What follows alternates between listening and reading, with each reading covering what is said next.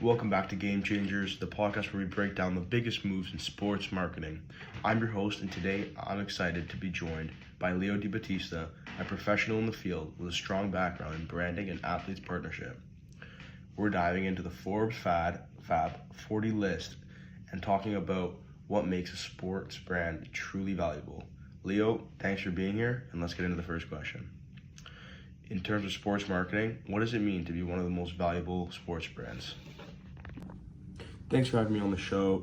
To answer your question, I think that being one of the most valuable sports brands means that the brand name alone holds massive financial power beyond just sales or revenue.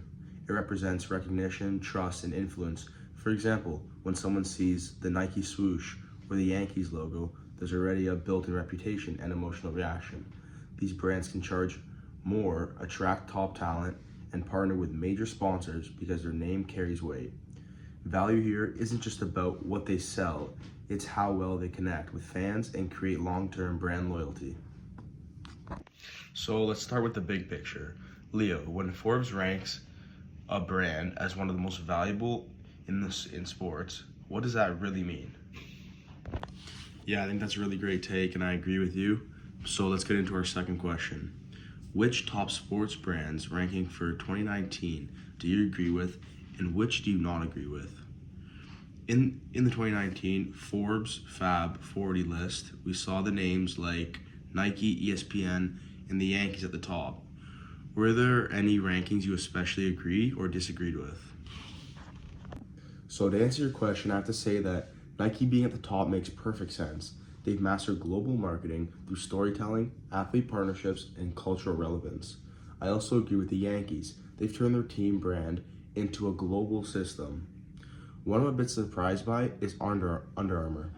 I expected them to rank higher. They've invested heavily in athletes and tech, but maybe they haven't had the same emotional impact globally. Another one is Gatorade.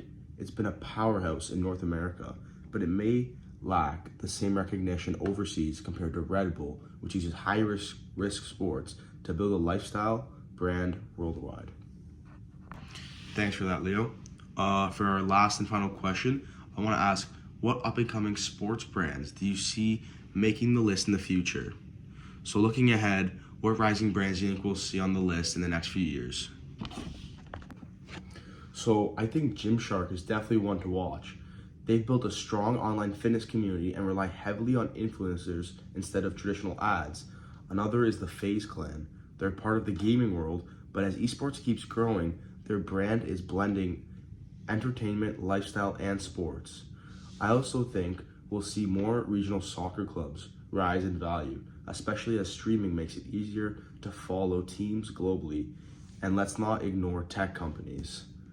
Brands like Whoop or Oura Ring that combine sports and data could easily break into the top 40s as athletes' wellness becomes more mainstream.